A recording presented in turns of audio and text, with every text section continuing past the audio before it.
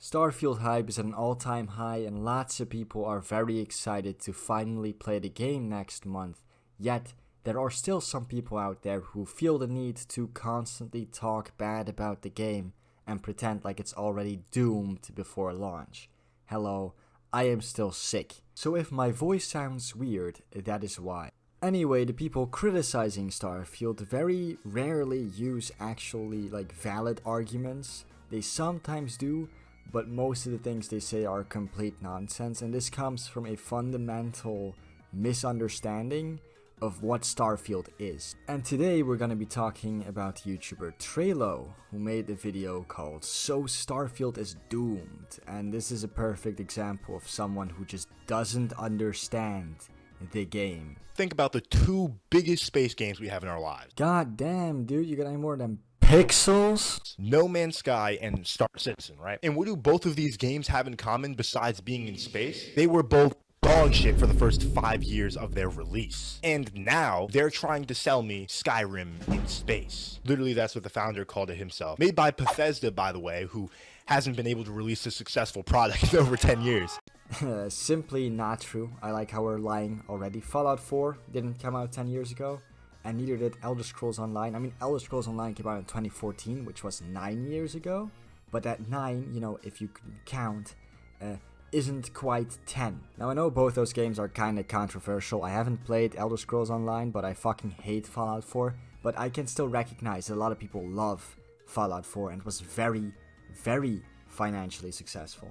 So to say that Bethesda hasn't released a successful game in the last 10 years just because of Fallout 76 is simply a lie and not true. So if you're blindly hyped for this game, you've been bamboozled, tricked, skanked. But guess what? You came to this video. You're in a safe place. Okay, so I don't want to criticize audio because I know my audio isn't always the best, especially when I'm sick and fucking nasally. But your audio is constantly peaking, my guy. It's not that difficult to fix that. Now, I will save you by showing you how Skyrim in space, also known as Starfield, is completely doomed. Let's get into it. Now, before I even get into the various reasons why Starfield is more doomed than your local GameStop, let me first lay out the primary reason that I'm worried. It seems the developers don't really know what the fans are looking for in this new IP. For example, just a small feature, Todd Howard confirmed that there will be no seamless ground-to-space flight. That basically means if you're on the planet's surface and you fly up into the air, there will be a loading cutscene before you're able to get to space, making the transition a lot less smooth. Okay, right? I mean, that's not the end of the world. It's not that catastrophic. That's one feature. No, this again? I thought we were done complaining about this stupid shit months ago. Who really cares? Like he says, it's not a big deal. It's one feature. It's not even a feature that matters that much. Who cares that instead of getting in my spaceship and flying up, I get in my spaceship and then a cutscene plays of me flying up? It really doesn't matter that much. It's Todd Howard's explanation for why it's not in the game that scares me. He said this feature is not important enough to the player to justify it being engineered into the game. He's basically saying that the development time for it isn't fucking worth it. And I don't believe that statement is true at all. I think it's pretty important for an open world exploration game with over 1,000 planets to have this seamless ground to space feature. But clearly he doesn't see it that way. I wonder who in this situation is right. The veteran video game developer with decades of experience, or the YouTuber who can't figure out how to properly record his audio or even his image. Now, I know a lot of people probably think, well, Atomic, Todd Howard is pretty, unreliable. He lies quite often, but he's not promising anything here. He's not claiming that the game has over 100 endings like he did with Fallout 3, even though it only had one. He's saying that they didn't implement the feature because they thought that engineering work would, be better spent on other features. They didn't think this feature was important enough to spend all the time on. And since they are the ones making and designing the game, they're probably right. They probably needed that engineering work on other features more than on this one, and they didn't figure this was important enough to spend so much time on. That makes me question, what else doesn't he see that way? What else does Starfield think isn't important when it really is? Yeah, but this feature is not important. It really doesn't matter that much if it's in the game or not. It would be cooler for immersion if it was, but it's not fucking terrible if instead of me flying up myself, it's a cutscene. I want you to think about that as we go on through this video. Now, we all remember when No Man's Sky first came out, and it was a complete fucking lie. I still think it's funny to this day how they literally said, yeah, the game's gonna have multiplayer, and it just didn't. I mean, like, how do you get away with shit like that? But anyway, No Man's Sky advertised millions of planets to explore, endless possibilities on all of them. And on paper, that sounded really cool. The galaxy was fucking infinite. I mean, that's dope. But that fun lasted for about 29 seconds. People quickly realized that the planets, despite being named different things, were all just reshades of the same shit. Somehow, this game being so full of planets made it so empty. And that was a big problem people had with that game. So Starfield, it has 1,000 planets. Don't get me wrong, that's a lot better than 1,000,000, but that's still just too many to justify having. I just don't get why they won't focus on 120 planets. Really craft those planets, add specialties to all of them. That would make the game feel perfectly huge while also being purposeful. Listen. But Starfield does have that. They do have planets and locations that are handcrafted, like cities and towns and shit, and No Man's Sky doesn't have that. Yes, a lot of the planets, most of the planets in Starfield, are procedurally generated, and some of them are going to be empty and completely uninteresting, and others are going to be full of shit to do.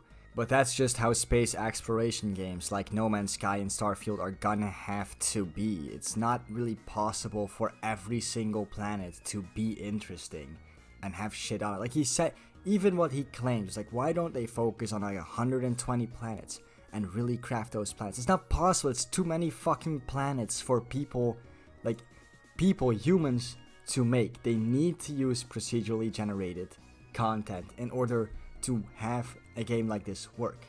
And procedurally generated games can be interesting. Look at games like Minecraft. Hell, even No Man's Sky, even though it sucked at release, is very interesting and fun to play nowadays. When most people buy this game, you are not going to explore more than 45 planets. The average player. Nevertheless, 200, 300. So why not make it 100 planets that when someone goes there, it's special and not some procedurally generated shit? Not only that, but the planet exploration is weak, man. No rovers. No rovers? In fact, no vehicles at all. There's no ground transportation at all in this game. You are going to be walking everywhere on foot. Yeah, so this is the only point he makes that's actually somewhat relevant and true. It sucks that there are no ground vehicles in this game. Just simply put, there should be. I hope that getting around on foot isn't painfully slow and annoying. Because if it isn't, then it doesn't matter that much that there aren't vehicles, but there should be fucking vehicles in the game. I guess the rumors are true. Bethesda doesn't know how to code fucking vehicles. Never in any of their games have they made you drive a car. So no ground transportation. There are rumors that on each specific planet, there are boundaries as to what you can explore. So it's not just an infinite planet surface that you can walk around on forever. There are limits to the directions that you can go. Yeah, but those are like rumors though. That's not confirmed. Yes, that would suck if true. But you know, rumors are rumors. There's no like definitive proof that that's real. Add the fact to that there's no seamless ground to space transitions, the exploration is already going to be super fucking choppy. One of the main parts of the game is exploration. That's the main reason you're fucking buying this game. Yet they are even limiting that. So immediately, I'm not even done with the fucking video. There are red flags here everywhere. Now listen, this combat, it's actually embarrassing how they released this to the public. Now I'm picky, alright? I'm not gonna lie, I'm picky. You look at my channel for 5 seconds, alright? I'm fucking picky, alright? But I've been around for some time now. In this combat that they're showing me, it looks like a fucking Roblox summer intern's first coding project. Who are they fooling here? The guns have no recoil, barely any sway. The shooting has barely any impact on the target. It looks generic as hell. Who are they fooling? It looks so bad, man. And I'm looking at people in these YouTube comments of these trailers, hyping the game up, calling it, you know, next game of the year, the next big Elder Scrolls type game. Ooh, what the fuck are you guys looking at? Don't get me wrong. I love when people find games that they think look cool and they can put tons of hours into. But how are you with a straight face gonna drop $70 on this? I don't really care about combat that much, especially in RPGs. Like, Starfield is first and foremost an RPG. And for example, I love the Fallout games, right? And all the Fallout games have pretty shitty combat in my opinion, and I love all of them except Fallout 4, which is ironically the game with the best combat. So personally, I don't really give a fuck if the combat is good or not, as long as it functions well enough. I don't really care. Now that's personal, obviously. Some people might really care about combat like this guy does, but that's, again, it's an RPG, dude. I'm not here to shoot enemies. I'm here to do RPG shit. I want to explore the story. I want to meet interesting characters, have companions, do companion quests. That kind of shit is what I want to do. I don't really care about if the shooting feels good. I'm not playing Doom. I'm playing Starfield. Look at this, bro. I don't even need to do any more explaining. We're moving on from the combat because it just makes me want to end the fucking video here. I'm 200% sure the game is going to be unoptimized. They confirmed as early as last week that the Xbox Series X is going to be capped to 30 frames per second. Your next gen console that you paid $650 for can't run it. And we should all be worried about that because you know if it's locked to 30 on Xbox. I hope you guys bought a 4090 recently because there's no fucking way you're playing this game without it. Now, okay, so there is no real way to know if the game is poorly optimized or not until it releases. But I do agree with the fact that a game in 2023 running at 30 FPS is unacceptable. Now, let me just not be a complete degenerate, okay? Starfield has some quality features. At least that's what we think right now. Graphics are decent, and there seems to be a decent amount of story and side quest content. Also, it's a Bethesda game, so you can probably pick up and interact with everything in the world. And I'm sure that there's tons of secrets hidden in the game for people to discover. But let me ask you something. What is this game offering that No Man's Sky isn't? Yeah, and here is this guy's complete misunderstanding of the game Starfield, just laid out perfectly. Starfield is an RPG. First and foremost, an RPG with a main quest where your decisions probably influence the end of the quest and shit that happens during the story, with side quests and companions and companion quests, and it even has romanceable NPCs.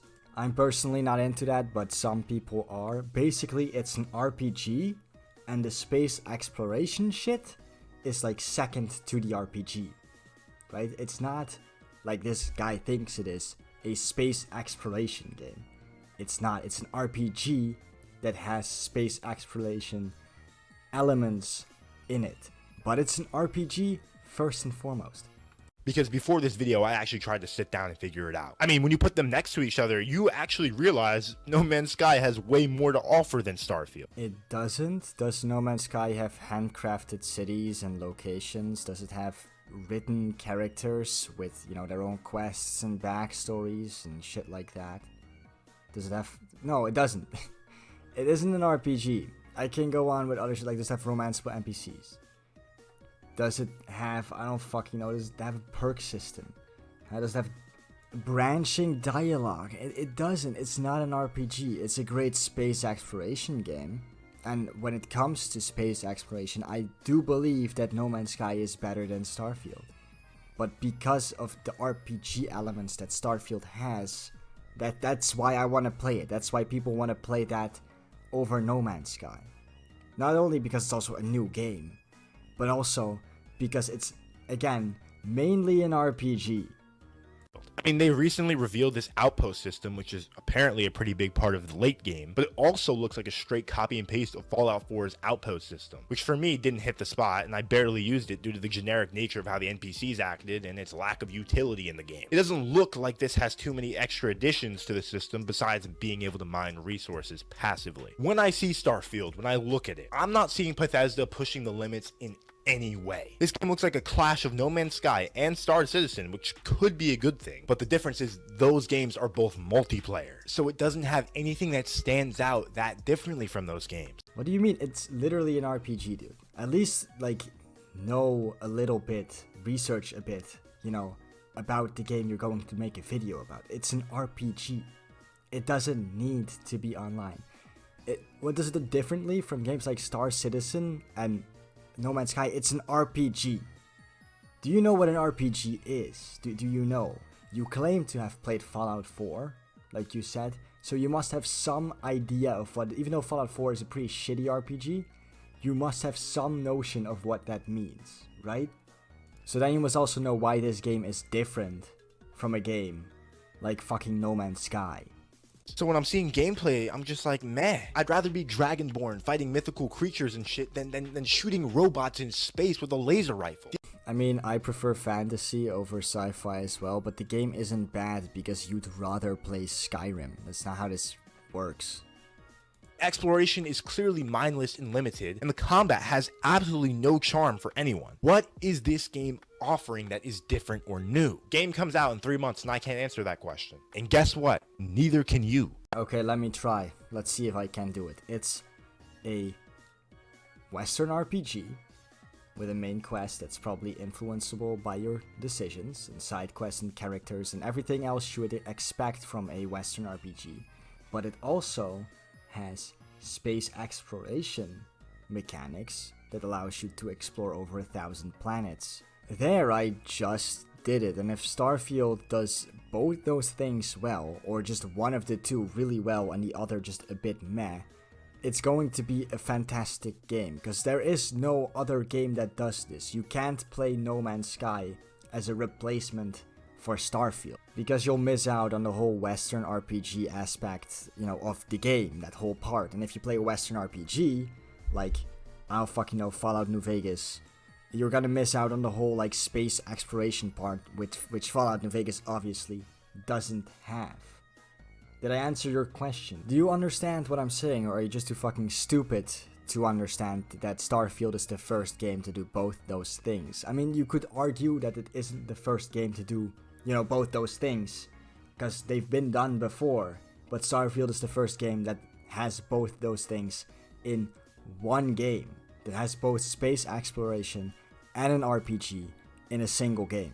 I don't mean to hate, but this is going to be a flop of a game, okay? But as always, only time can tell. Guys, I hope you did enjoy this video about Starfield. If you did, make sure you leave a like, comment, and subscribe down below. Tell me what you think the game's outlook is going to be when it releases. It's gonna be amazing. But guys, you should do all those things, like and subscribe, but you should do them to my channel, please. If you like this video, obviously. And then I'll see you all in the next video. Goodbye.